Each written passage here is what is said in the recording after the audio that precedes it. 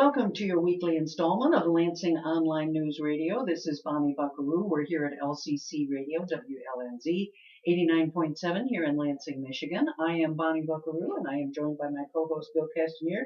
And neither one of us melted today when we were doing our author thing down at Curious Bookshop. That was good news. It was getting warm in there. It was. By the time we were finished, even though it was air conditioned. It was quite impressive, though. You had, tell us about he should be speaking right about now. Right about now. He's at Schiller's Bookstore. His name is James. I'm forgetting his last name. Rawlins. I always say Rawlins. He's the author of about 25 books, but he's most noted for his thriller adventure books called Sigma series. And they all involve modern day, they all involve history, and they all involve a lot of blood and guts, as he told us. Yes, in science. And science. And he's trained as a veterinarian, not at MSU. I should have probably mentioned that in our interview. But he loves animals, and in his most recent book, he has an animal named Kane, a war dog that he met in Afghanistan when he was on a USO tour. So he introduced that dog into his book. And he said the dog has gotten more fan mail than anything else he's ever done, which makes him feel really good, of course. He's funny. Yeah. He's a very funny man. But charming man. And he kind of somewhat fell into writing, I guess, because he never thought he'd ever be a writer. He was a veterinarian, still is, still practice. Yeah. And he's a very successful writer. 25 books. And they're all bestsellers. Wow. And he said he was bestseller really out of the box, wasn't he? Yes. First one was in the New York Times bestsellers list.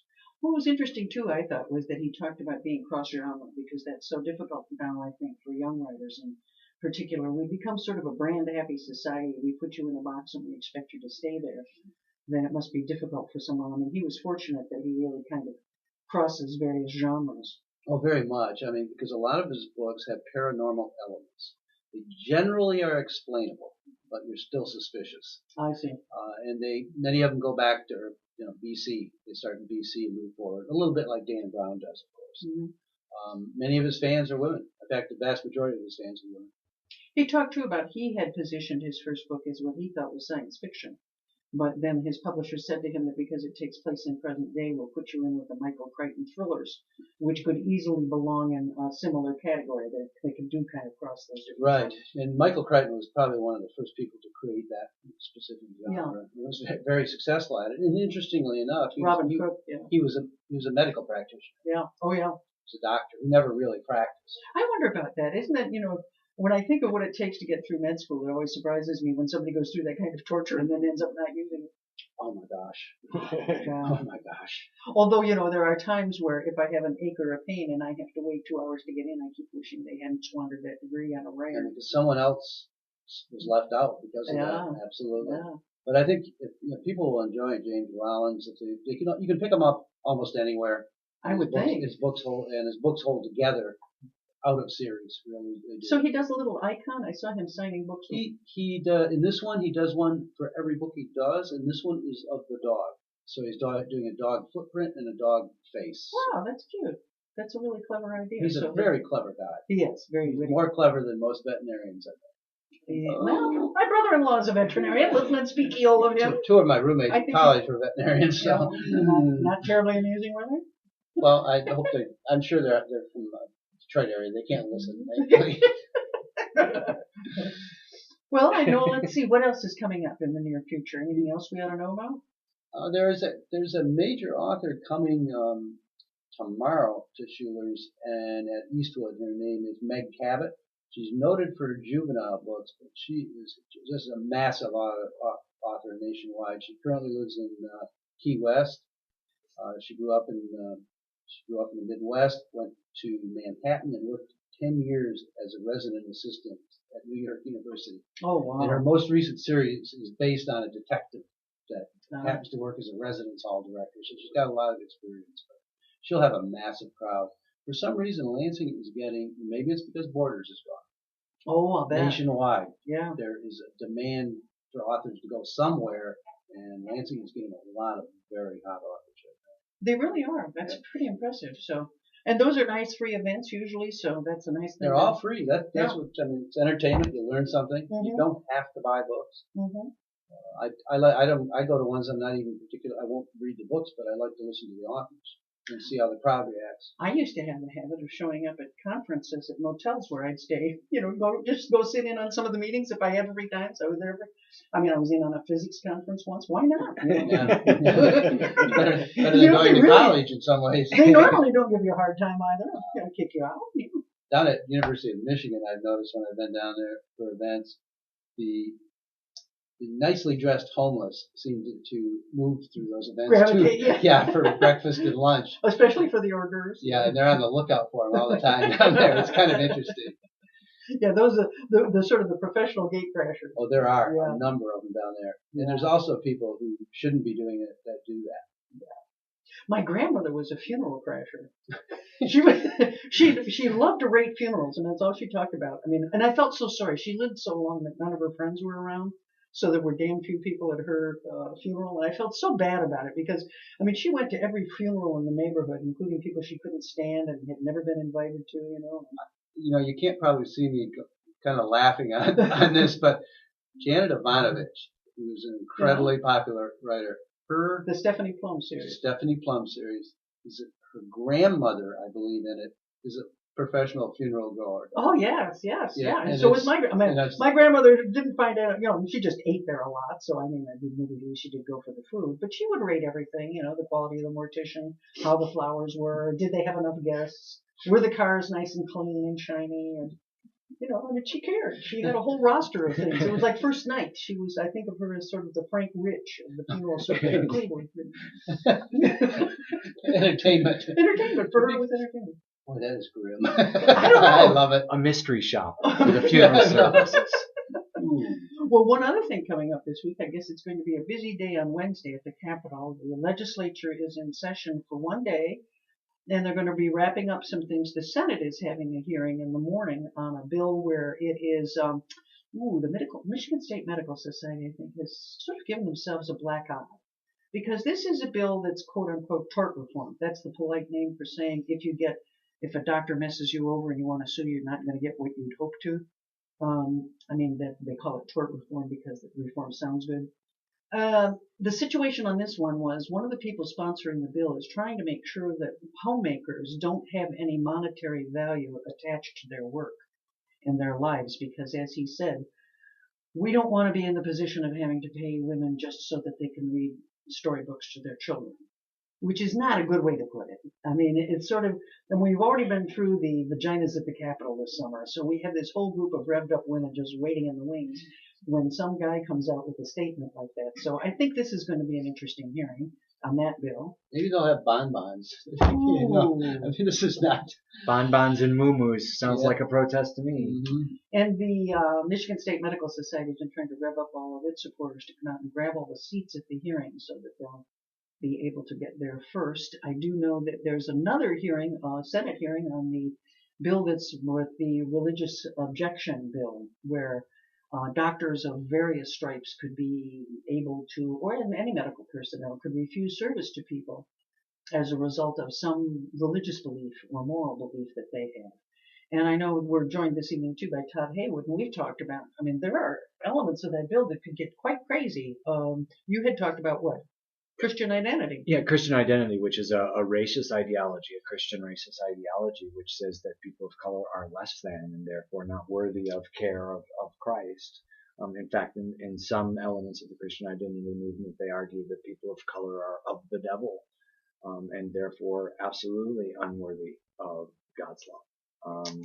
So it is not inconceivable, considering that there are two Christian identity churches actively operating in the thumb of Michigan, for one of them to be a doctor or a pharmacist or a CNA or any type of medical professional, emergency medical professional, and refuse to provide emergency care or any type of care to a person because it violates their personal belief system, which is interesting because the gentleman who sponsored the consciousness law for counselors, right, is a black man from Detroit. And when I brought that to his attention, his response was, "I draw the line there."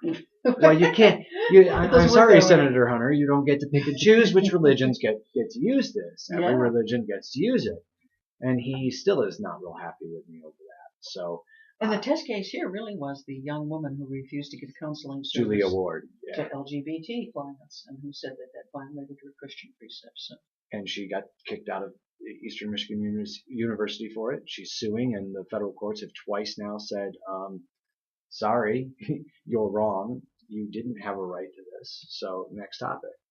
But she's appealing it to the full Sixth Circuit. We'll see what that goes. And then I'm sure it'll go to the Supreme Court. It's going to be a busy day at the Capitol. I think there are a bunch of women waiting in the weeds, too, to see whether Lisa Brown and Barb Byram are allowed to speak on the Capitol floor again, and we'll see how that goes. That's going to be an exciting day on Wednesday. They'll be in town for one day, and then they're going to disappear for a while. We'll see how exciting a day that becomes on Wednesday. One other point of privilege before we get into the meat of our show tonight, Bill, is I would like to offer a moment of mourning for my 5 ash trees that I had lopped off around my house over the weekend, and I must admit that it turned out to be a sadder occasion than I had ever imagined. It really was like losing family friends. I mean, when the home was particularly built to live among the trees, and when those trees are gone, and I will never forgive the person who in Grand Ledge, that was ground zero for the ash borer infestation here in Michigan.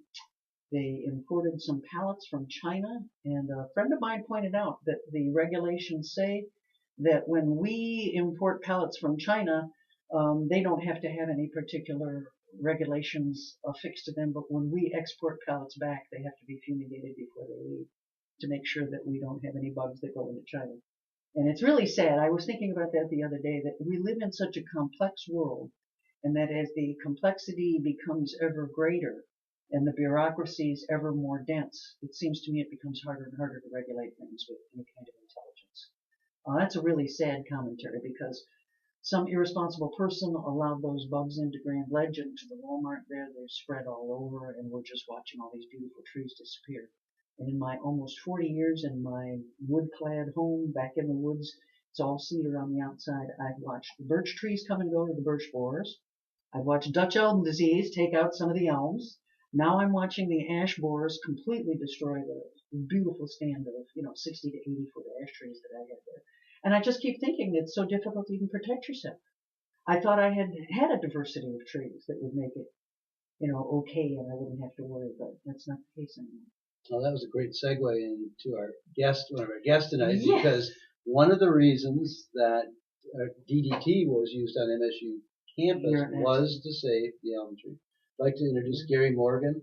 Gary is the director of the MSU Natural Science and Culture Museum on campus. And what they have going right now, and we'll get into about how long it'll be open, is an exhibit that focuses on the 50th anniversary of Rachel Carson's Silent Spring and DDT use. And the book basically revealed to the nation in a popular way what was going on with DDT. Gary, what was the reason that you decided to do an exhibit on Rachel Carson and DDT use? Well, firstly, I'd say how much a pleasure it is to be able to join you here this evening. The intriguing part of the story was that it was both global and local. There's no denying the significance of Rachel Carson's book, The Environmental Movement pre-Silent Spring and the Environmental Movement after Silent Spring were two totally different animals, two completely different worlds. Public opinion, public impression, and indeed legal approaches changed absolutely.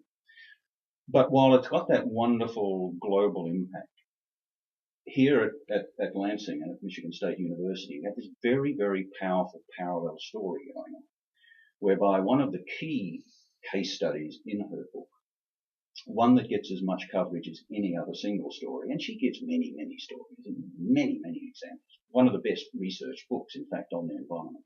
But one that gets as much paging as anything else was happening right here at the MSU campus. And that was, as you just outlined, Bill, the revelation that the application of the most commonly used pesticide at that time, DDT, a chemical that seemed to be a panacea, something that was going to solve humans' problems with this army of pests that were all out to kill us and our crops, that chemical could have a lot of collateral damage. And a faculty member, George Wallace, and his students revealed that Rachel Carson picked up on their studies, and as a result, that case study became, as it were, like a model for Silent Spring. It's the one that really captured so much of the essence of that book. Well, one of the things they were finding were dead robins on campus, among other birds. And what ultimately did they find on how DDT affected the environment? What was sort of the trigger and what caused the birds to die? Somewhat fortuitous in the sense that one of Wallace's students was actually studying robin populations and the breeding success of robins on campus. This was around the mid-1950s. And precipitously, the success rate of the robins just dropped away from almost 100% breeding success through to, in a period of about 2 years, absolutely no breeding success on the campus whatsoever. That coincided with the application of DDT in very large quantities across the campus. DDT was being used elsewhere in Michigan and elsewhere across the country, largely for control of mosquitoes, but also to control the small beetles which carried Dutch elm disease, which of course was an absolute scourge.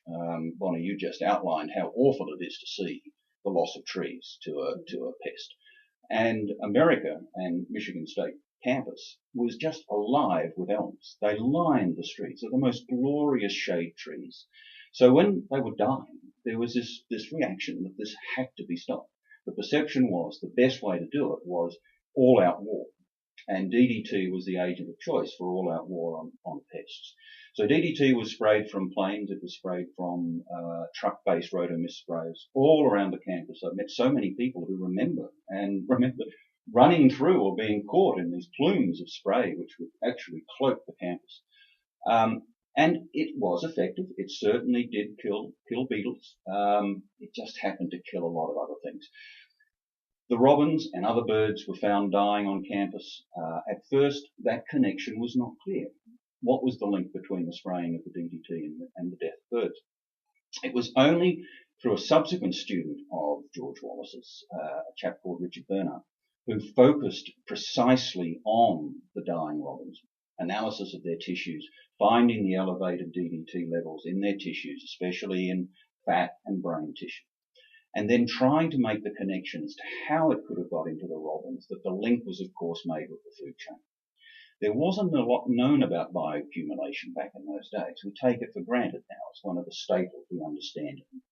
But what was happening, of course, was the DDT was being sprayed. It was coating the trees. It was coating the leaves of the trees. The leaves would fall. They would break down in the soil. There they were the food of worms. The worms would take in the DDT into their tissues. It wouldn't necessarily be enough to kill any worm, but robins eat dozens or hundreds of worms. The DDT was not being excreted from the systems of the robins, so they built it up. And it built up to a point where it started to have acute toxicity. And the impacts of it, we have some footage, film footage, which was actually taken in the early 60s by a colleague of George Wallace, a chap called Edda. And it's graphic, and it's an awful, awful thing to see the birds dying. And it's somewhat loosely called dying in tremors, but it's convulsions. And it wasn't just the robins, but because the robins were taking in so much of the DDT through the worms in their diet, they were the one that most manifested the impact. This is LCC Radio, WLNZ 89.7 here in Lansing, Michigan. I remember that when I started work at the Farm magazine in 1970, Michigan Farmer, it was at a time where the controversy about DDT was still raging, and there were as many, shall we call them, DDT deniers, as they weren't as organized as they are today, though. You know what I'm saying? In other words, we were able, I think, to get a worldwide, or at least a United States ban, and a ban that extended out from there, as a result of books like Rachel Carson's. Do you think that we're as receptive to news of that sort today? That's a very interesting question. I think it would be very interesting if Rachel Carson were here with us. She did, of course, die in 1964, only 18 months after the publication of Silent Spring. She was very ill from cancer even as she was writing the book. Yeah. I think there are strong parallels with the naysayers in things like global warming, global climate change. I think there are parallels too in that evidence did grow, evidence did build. Certainly, she was dismissed widely, and there were vilified. There were strong elements that worked very hard against her. But the evidence was so strong that it wasn't that long before she was being substantially vindicated. Do you think we're an evidence-based society anymore? Because, I mean, we have a majority of people in the United States who do not believe in evolution. Mm-hmm. They believe that that there are guardian angels out there taking care of us. I mean, it's a different world out there nowadays. I think in that era, it seemed that a science-based argument carried the day, that there was a sense that, at least among the elites who ruled the world with perhaps more of an iron fist back then, maybe a bit less democratic, that when they made up their minds that this was dangerous, things moved. But I don't see much moving. I'd like to imagine that as the evidence grows, and the evidence is very strong now, but as it is documented, particularly for things like climate change, that there will be more of a groundswell of acceptance to it. I think your analogy of evolution is very interesting. As your listeners may pick up, I'm not a local. There are days I don't feel I am either. I come from a country where evolution is pretty widely accepted, and as the seas rise, and the forest fires grow, and global climate change yeah. is probably more widely accepted than it is here, because Australia is a country where climate was always putting us on the edge anyway. Yeah, it was always something of a tricky situation to combat the droughts, to combat the fires, yes. etc. What we are seeing in America is a very quantifiable shift now, and the data is very strong. That is not to say that every example that we can observe is or can be immediately and definitely ascribed to climate change. But I think the evidence is growing so strong that even those who might, for various reasons, including economic ones, choose that it were not so, that the unassailable, overwhelming weight of fact will shift the data. You know, one of the things I like, I visited the museum. The exhibit is open currently. It'll be open even in a bigger way in the fall, because right now there's a kind of a traffic problem out there because they're working on the steam tunnels. So That's true. to say it lightly. So true. But they're doing archaeological digs around it. I swear, I'm not kidding. They really are. But anyway, I have to stop you just a moment to tell you one cute story. A colleague of mine once went to our building. 3 of the roads were torn up, right? And he could still get out the 4th. While he was in the building, they started to work on the 4th road. He had to actually call the police department on campus and say, hey, you can't do this. You got to let me get on. It's a little strange on campus right now, too. But what I like about the exhibit, it doesn't portray one side or the other as evil. It's very factual. It's got some stunning elements like that video, which is that's stunning. You said that really. It's startling, yeah. And then it's got some iconic kind of things in it, like the photograph of the supermodel on the cover of Life magazine and a spray of DDT to show that it's safe while she eats a hot dog and has a cold. Yeah. It is so 50s. It's got Theodore Geisel. Tell us about that, the Theodore Geisel examples, because a lot of people might not know this. Certainly in the time when DDT was making its way from being an agent used in warfare to being an agent that was used around the house and garden, Dr. Seuss became one of the illustrators for some really, actually, very lovely cartoons. They are very, very funny. They had a good budget. Pithy cartoons, which often were about pesticides, which were very heavily laced with DDT. Again, reflecting the attitudes of the day that DDT was safe and DDT was the agent of choice. I think it's very interesting that in that time, just how quickly DDT did move from the agent of war to the home and garden. From 1945 through to 50, that transition was incredibly fast. But what's also very, very interesting, and I think this is worth commenting on because of the suggestions by some that Rachel Carson is responsible for millions of deaths because of the banning of DDT around malaria, the world, in the case of malaria. What was interesting that even by then, even by around 1950, and certainly by 1952, fully 10 years before the publishing of Silent Spring, the build-up of resistance of insects was being very, very widely documented and being commented upon by the U.S. Department of Agriculture. Houseflies, mosquitoes, etc., were showing quite widespread resistance because of the profligate use of these chemicals. And the irony of it is that if the world had not changed its way of using these chemicals, largely as a result of Silent Spring, most of those chemicals would have no use against insects today whatsoever. Right, absolutely. And the other element that I would just add to this debate, of course, is that Rachel Carson never, in fact, advocated that pesticides should never be used. What she advocated is that they should be used carefully, that they needed to be part of a much broader strategy, that you looked at management of water, soil, you looked at the possibility of biological control agents, you did everything you could to minimize the use of chemicals. And that's precisely what integrated pest management is today. Precisely. Which makes sense not only ecologically, but in terms of economy. I mean, it's just a good process which Rachel Carson was substantially an instigator. But we're still looking at the consequences of this industrialization of agriculture, which is completely unsustainable. But we have a new farm bill that's going to make it even more widely entrenched, even as we watch all of the problems continue. I'm thinking that in my era, because I am of that Rachel Carson era, I watched Dave Garroway on the morning show, on an old Today show from many, many years ago, an old show it was called.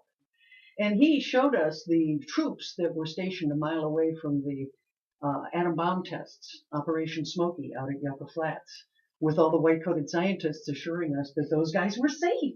They didn't need any kind of special protection because radiation wouldn't reach that far. And then I think about today, reading a recent study as released today, that 36% of the children in Fukushima, next to the nuclear plant explosion, have cysts and nodules on their thyroid. 36%, 1 out of 3 of those children, and that the rate is so much faster than it was at Chernobyl that they're absolutely stunned by the results. And I think we are so slow to learn these lessons. And I will tell you what I view as the parallel.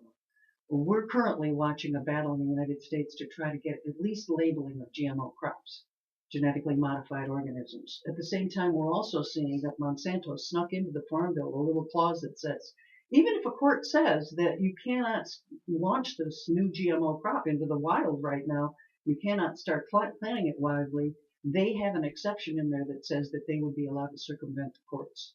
And they want this because they tried to introduce alfalfa last year. The court stopped them, and they are upset that they were stopped. So they're trying to get a circumvention of that law. I think we're only beginning to see some of the drawbacks in terms of what it does to people's guts, in terms of the BT resistance that they use in some of these the Roundup Ready GMO crops. And I feel like we're right back there as we were 50 years ago with Silent Springs. You know, the warning bells are starting to go off. People are starting to become more aware of it. But we today have such an entrenched corporate bureaucracy that makes it so difficult to fight back. I mean, I think in that era, I remember The Power of the Press. When the book came out, people were so stunned that it was, the companies couldn't get away with it anymore. They had to backtrack. I think nowadays, though, there's this sort of corporate machine that revs up with all these astroturf organizations. There would be the community for safe robins. And it would be funded by the DDT industry. And it would have spokespeople out there telling us how wonderful DDT was for the eggshells on all the robins, you know. I mean, it scares me there's been a huge shift, I think. Environmentalism isn't what it once was.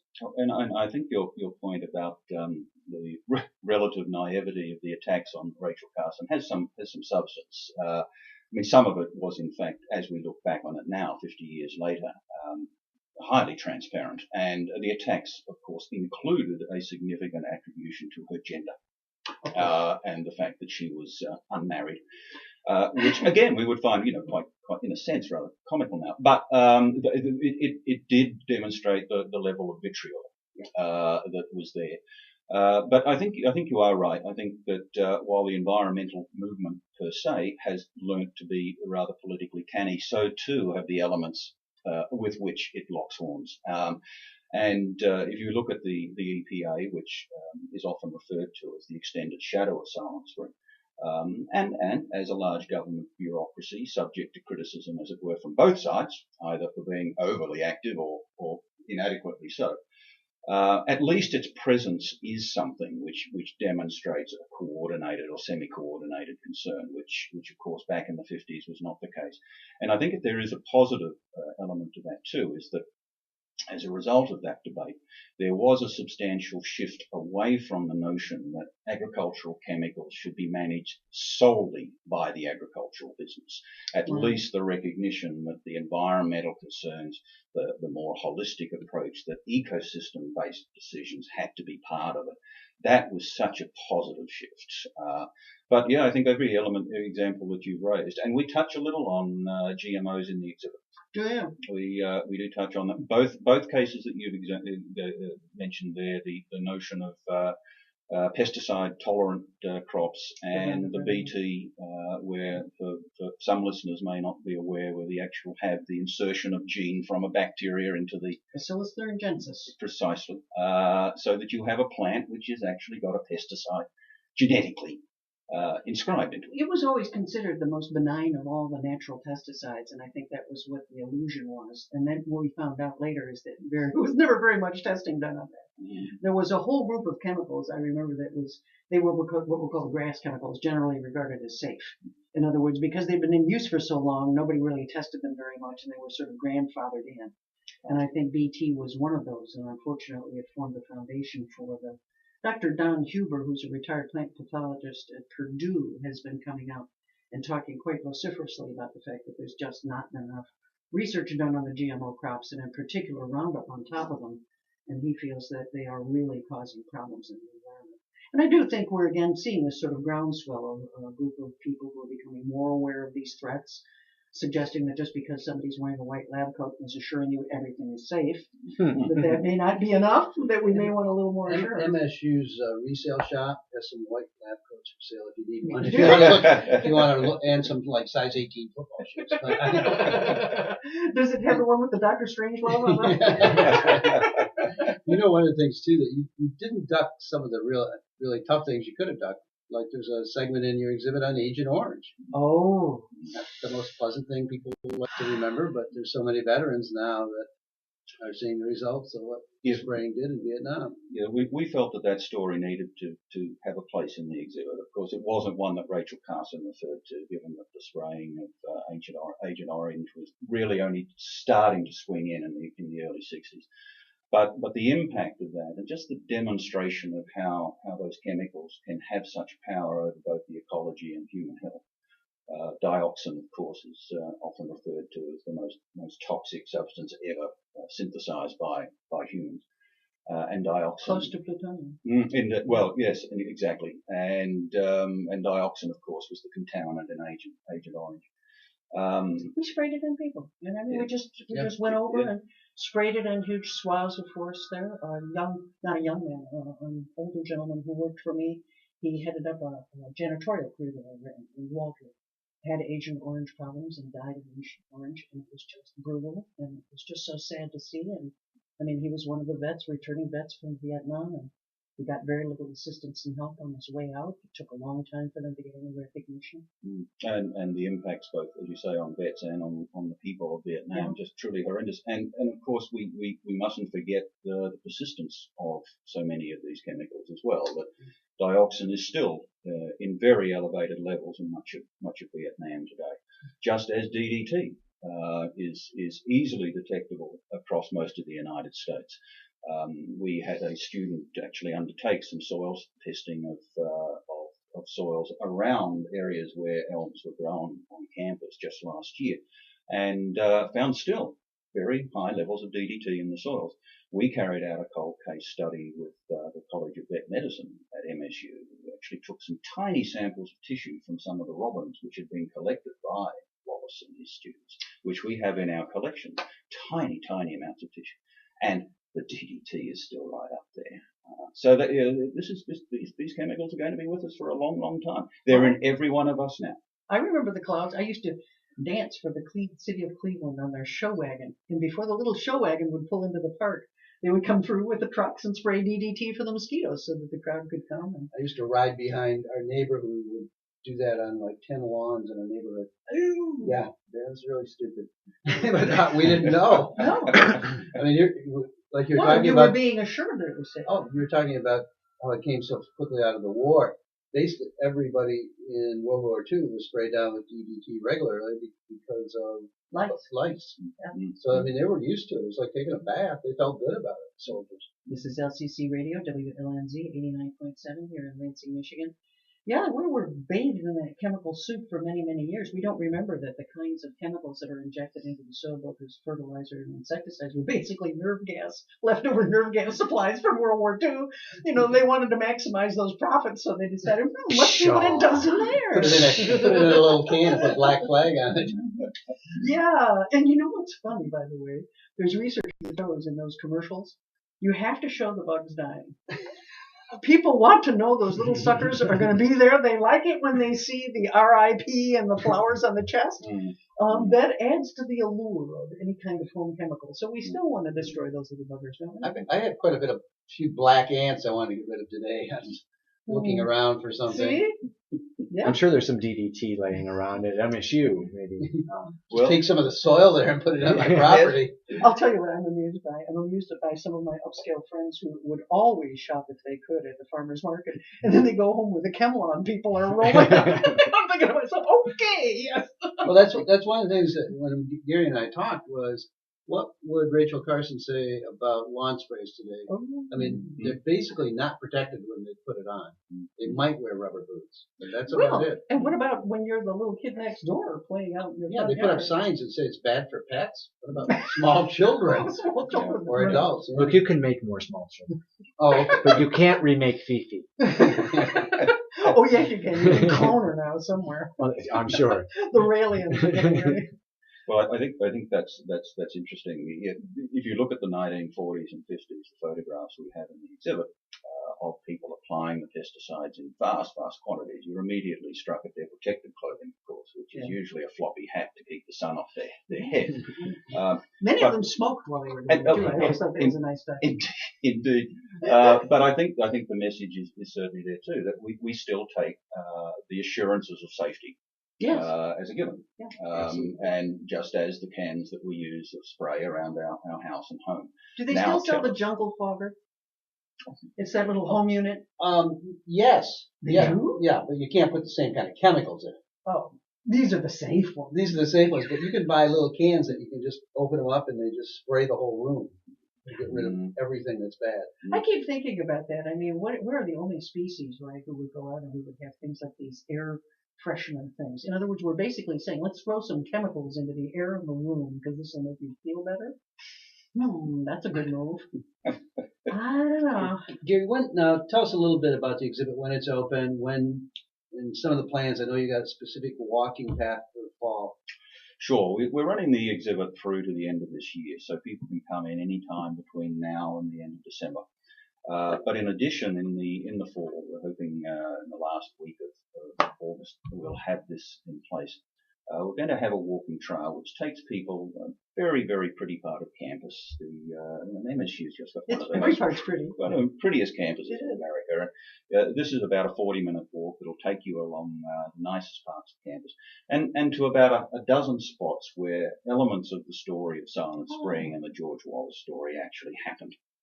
So it'll be kind of neat. We're going to see it as a way to get families and schools out walking, which I think is an important thing for museums to be doing, encouraging that. Enjoy the outdoors, especially in the late summer and the fall.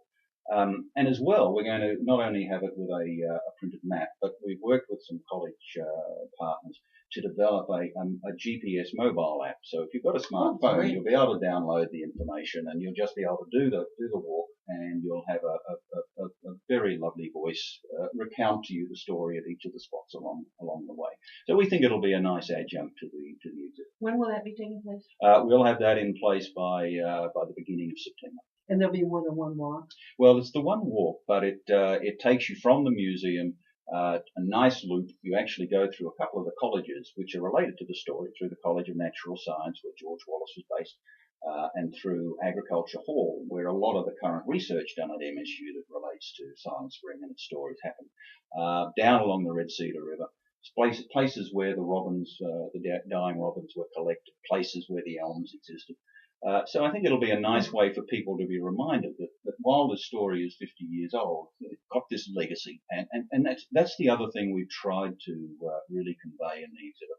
That while, yes, it does have the historic perspective, it's really much more about today. And it's why the world is today and how that book had an impact on the world today. So we certainly don't elevate, as you said, Bill, we don't elevate Rachel Carson to some marble pillar.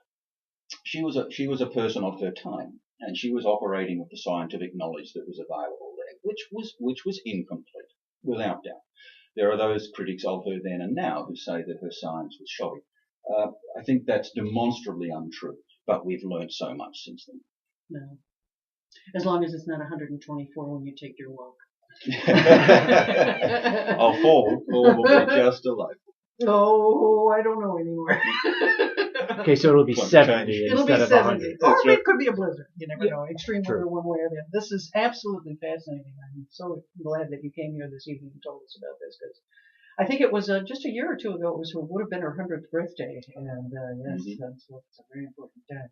But it's a perfect segue into Todd Haywood, who is here to bring us up to date. We've been promising for many weeks, you should know this, Gary, to do the update on Enbridge, but finally we have a definitive sort of report from the NTSB. And it's sort of, it fits very well with what you've been talking about. It's that sort of, everybody assured everybody that all of these oil pipelines were safe. Yes. And for what years. do we find instead? Well, what we found is that as early as 2005, Enbridge had the information to be able to determine that they had a 51-inch crack at the location of the pipeline rupture. 51 inches? 51 inches. That ultimately, at that point, actually measured into 84% of the pipeline wall. Took out 84% of the pipeline wall in 2005. Had they combined their depth data from 2004 with their 2005 crack data, they would have determined that there was an emergency there and would have excavated, and the problem would have been avoided. Instead, Enbridge decided not to combine those two things because that wasn't their policy. And it violated all the standards for pipeline care and maintenance. As a result, July 25th, 2010, 6 o'clock, they shut down the pipeline and it blew. And as you probably read, the control room in Edmonton, Alberta, Canada, the alarms went ballistic. And instead of them going, hey, wow, this looks like a leak, they went, hey, wow, I think this is just a bad balance, which is a measurement of how the flow and volume of the oil is in the pipeline. So they dismissed the warnings. Then they turned around and tried to restart the pipeline. Not once, but twice. Those two instances pumped out 81% of the oil that was ultimately put into the environment in Marshall. How much was that? Well, this is where we have some issues. Because the original report to the EPA and to the National Emergency Line was 844,000 barrels, or I'm sorry, gallons. That's the official number they have to operate on. However, the EPA is officially reporting 1.148 million gallons of oil have been retrieved from the Kalamazoo River cleanup. That much retrieved? Yes. So we're still trying to get the EPA, the NTSB, and Enbridge to explain to us how they can keep saying 844,000 gallons when there's already been 1.148 million gallons retrieved. That's a real problem. And it's still something that the officials are dealing with. However that is. That's a staggering amount of oil. It is. How long was that period of time during the two startups when that 81% of the oil discharged? The first startup attempt lasted for an hour, and the second one lasted for a half an hour. That's all it took? Yeah, and to let that much loose? Well, you have to remember that this pipeline was operating at the time at approximately 480 pressures per square inch, which is a really significant pressure point. That's enough that if it blew up in your face, it would knock you across the room and probably knock you out. That's significant pressure. And then add on to that the corrosiveness of the oil that they were transporting, the tar sands oil and that sort of stuff.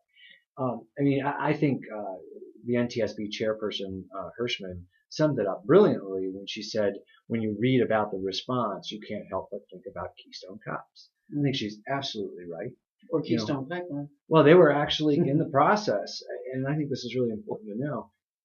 Even though they've been getting calls all morning about the smell of the oil, they were still getting ready to restart that damn pipeline a third time when the call came in from a Consumers Energy employee saying, "I found oil over your pipeline. Come fix it." Their own employee couldn't find it at 9 a.m. He went out there and supposedly walked the line and didn't smell anything and couldn't find it. Now that raises all kinds of questions and concerns for me. Sounds like the guy who called in the report on the Hindenburg and how it landed safely. It could have happened. Not long after that, my wife and I were driving to Detroit in '96, and there was a smaller oil spill. That was gasoline. And for about 25 miles, we thought our car was leaking gas. Yeah. You could smell that everywhere. Well, wow. And one of the things we were talking about, how the DDT is still remaining in the environment. There's still about 20 acres of submerged oil left in the Kalamazoo River. There's still lots of the banks and the islands are still covered with oil because the cleanup workers didn't actually clean them, they just covered them up.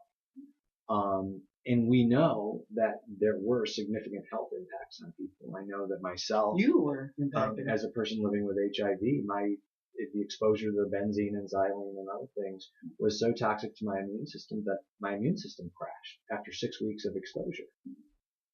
So you can just imagine the folks that were living in that 24 hours a day, 7 days a week. One of the areas that I did a lot of coverage of was the Baker Estates mobile home, which is a very low income area, lots of elderly folks. There have been multiple deaths that have been attributed to the oil spill. Of course, health officials won't look at that, but things like folks who had been in remission for cancer for a year, 2 years, and then the spill happened, and 3 months later, not only was the cancer back, but it was worse, and they were dead in a month. Or people who died from kidney issues and heart issues. And, they've reopened the river, even though there's still all this oil in the bottom. And what they keep saying is, well, the raw oil won't have any impact on your body. And I've talked to toxicologists. Dr. Ricky Ott is a toxicologist who made her sort of got famous from studying the Exxon Valdez spill in Alaska and the impacts on the environment up there. And what she says is, look, maybe that oil itself isn't necessarily going to be dangerous. We'll go ahead and dismiss all the heavy metals that are mixed into the tar sands oil for right now. But the bacteria that's breaking that oil down doesn't make up a difference between human oil, the oil on your skin, and the oil that you want it to clean up. So yes, you may have a slight itch response to an exposure, but what that itch response is actually is the bacteria chewing away at the oil on your skin. Is there rafting? Can you raft on the Kalamazoo River? Yes, you can raft, you can canoe, you can swim now. And, health officials are painting this as if there's no big problem. Well, there's a real risk there. I mean, these bacteria are not exactly great for your skin. These are the same white lab-coated guys that we've been That's hearing right. about. And shoes got a sail. I'm going to get one. And now, to be fair, these health officials, including the head of the EPA, when they announced the reopening of the river, they all went swimming. I gotta give them credit. They went swimming. I remember when Governor Engler said, "I'll eat a steak with 10 parts per million PBB in it." But some of the critics of Carson and their claims on DDT would also take mouthfuls of DDT out of the packet just to demonstrate it. So it's a very common and proven technique, I think. Yes. Yeah. Demonstrating stupidity, if nothing else. That's very true. Which does it. The person you're talking about could have compared this to some of the Simpsons episodes at the nuclear power plant. And actually, there was some of that comparison in the testimony at the commission here. Really, the handling of this scenario from beginning to end was nothing but mistake after mistake after mistake. In fact, they didn't even have the equipment necessary to respond to a worst-case scenario spill in Marshall. The closest equipment was 10 hours away in another state. And, of course, what complicated that was that contractor was also responding to the Gulf. Right. So it actually took about 24 hours to respond that equipment. This is LCC Radio, WLNZ 89.7 here in Lansing, Michigan. And you know, I think that somewhat overshadowed the Enbridge case to the point where there was so much attention paid to the Gulf. Absolutely. Yet I was just talking to a friend who had been down there on vacation, and they talked about the beautiful white pristine beach they went out on. And then when they dug their toe about 2 inches into the beach, they found oil residue below. And it's basically exactly what you're talking about. It may be covered up on top. Well, and what I'm hearing from some of the Gulf folks, some of the fishers, and they're bringing up pictures and putting them on Facebook, is the shrimp are being impacted. The oysters are being impacted. I mean, you've got shrimp that literally are full of oil. You've got shrimp that are being born without eyes, without gills, with green gills, with all kinds of bizarre malformities. Now, whether that's the Corax, which was the dispersant that was That's used. the other issue, yeah. Did they use dispersants on Kalamazoo River? They say they didn't, but we don't know. Now, you were down there for quite a bit of the time. I was. You found all sorts of irregularities, including labor issues with Correct. people who were untrained workers that never had any Not training. only untrained, but undocumented. Undocumented as well. Who were being exploited on the river and put in unsafe conditions where they were, literally we've got photos of them sitting around eating lunch covered in these white biohazard suits that are covered in oil, and they're eating their sandwiches with their hands that are covered with oil. And the EPA was freaked out when they saw those pictures. Enbridge actually responded with a freak out when they saw those pictures. I think probably because there was a picture, and it's hard to argue against a picture. And one of the things that you found out too is there seemed to be cooperation among the police down there to keep people away from that. Reporters. Yes, absolutely. The media was They just consistently were and trying to keep constantly. you safe, Tom. No, they weren't. The media was constantly and consistently kept away. And what's interesting is that we also did a report because we found that the river closing that had been ordered was not legal. After the state of emergency that was declared by Governor Granholm expired after the 30 days, I think it was, statutorily, Calhoun County legally had to go to court and get an order. And they never did that. When I called the health commissioner about it, Jim Rutherford, who does not like me to this day because of that story, his response was, well, since you seem to have so much time on your hands, why don't you file a FOIA? Because, Jim, I'm asking you a simple question. Did you go to court and get a court order as required by law? Yes or no? No, we didn't. Thank you.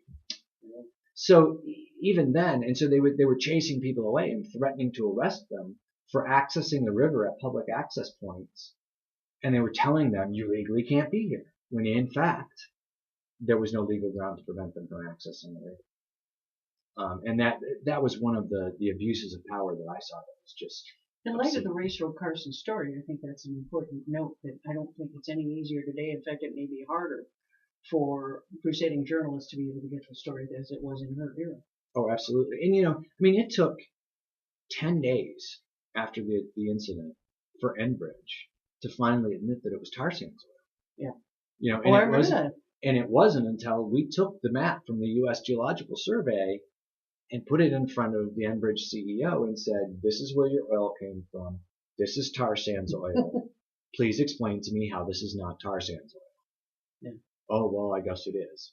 Well, gee, why didn't you tell us that? And then it's come out since that they didn't provide the EPA and Central Command with the correct MSDS, the Material Safety Data Sheet, about what type of oil was flowing through the pipeline at the time. Well, a pipeline built for one kind of oil is not going to be able to withstand the kind of tar sands oil going through it at the same rate. That's one issue, but the oil itself, because it has a mixture called a diluent, which is a type of petroleum product itself, it's a lighter petroleum product, which mixes the tar sands oil to thin it out enough that they can run it through the pipeline. It's a more toxic chemical. And as a result, a spill of tar sands oil is significantly more exposure to xylene and benzene and a lot of the other polyaromatic hydrocarbons. Did I say that right? Yeah, good, close enough. PAHs. Good enough for PAHs. So as a result, what we found out is that the initial response was all based on traditional crude oil, not tar sands oil. Had they responded to tar sands oil, there would have been a mandatory evacuation for 1,000 foot on either side of the river all the way down the river. And that never happened. The other thing that I know that you're not a scientist. No. And you're a quick learner. I mean, obviously, because the things you can talk about are at the level of an environmental reporter, and there is also that lacking. There aren't people, even reporters, that can understand this stuff. That's why it's so easy to get away with things. Yeah. I mean, I'd go down there and go, oh, okay. But there were some things you could see and feel and taste and touch. Well, I mean, I think I really owe a debt of gratitude to my former colleague, Eartha Jane Melzer, who is just a phenomenal environmental reporter. Very, very meticulous. And she really helped me to understand what the heck I was looking for. To know and the what questions to ask. Yeah. And, you know, she was more than generous with her time. I mean, I can't tell you how many times we would be on the phone at, 1 and 2 in the morning discussing what just happened in a press conference so that I had a better understanding of it. Well, the other thing I think is important is the local newspaper didn't cover it like you did. No. In fact, the local newspaper referred to me as the Lansing-based online reporter. Yes. I kept hearing you called the blogger. Yes, I was called a blogger on a fairly regular basis because it was a way to minimize what was going on. And what we've since found out is that Enbridge was spending a lot of money at the newspaper. They were giving a lot of money to Rotary and the Marshall Public Schools, and basically they were buying favor. And I didn't have that conflict. I didn't care who they were giving money to. I was there to report a story, and whatever that came to be is whatever that came to be. They've made a certain amount of peace with some of the environmental groups around there now, from what I hear. Is that right, moving forward? Not really. National Wildlife Federation is still absolutely through the roof. One of the things that I said before we went on the air is Fritz Klug over at Kalamazoo Gazette was able to report that they've now detected Enbridge level oil all the way past the Morrow Lake Dam, which was the emergency end stop point. That was the point, that they said that was their drop dead point. Yeah, and if it got beyond that, then we had a huge emergency because right beyond that is the EPA Superfund site with the PCBs going into Kalamazoo. So now we have all of these heavy metals and the toxic oil coming into PCBs, and Enbridge is saying, well, that's not our oil, even though the fingerprint, the chemical fingerprint for the oil matches the oil that came out of the line. So I think they don't probably know what's going to happen when those two mix. They have no idea. It's a huge concern. I mean, the EPA was just terrified that when the flow was going the most, they were terrified it was going to get in there. So much so that they actually lowered the level of the lake, Morrow Lake, by 2 feet, which resulted in a mass die-off fish because of the loss of oxygen. And so they raised the level back up. But the question is how could they be finding those traces? Oh. It's because the oil has been migrating down the river at the bottom, and they don't know exactly where it is. They have to go back out on the river every couple of weeks and put a stick at the bottom of the river and pull it up. And when they see oil, they can go, okay, there's oil here. Stick. And instead of cleaning it up now, they're just letting it collect at natural collection points. I don't think the cleanup is done. I don't think it's been done well. And I'm worried that Enbridge is going to get off.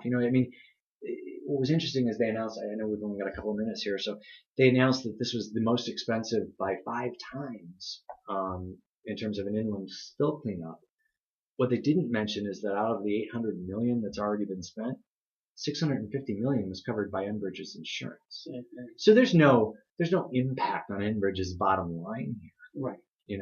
And even if they get hit with a $3.7 million fine, as has been proposed by the Pipeline Hazardous Material Safety Administration, that works out to be less than about 37 cents per gallon of oil that they spent.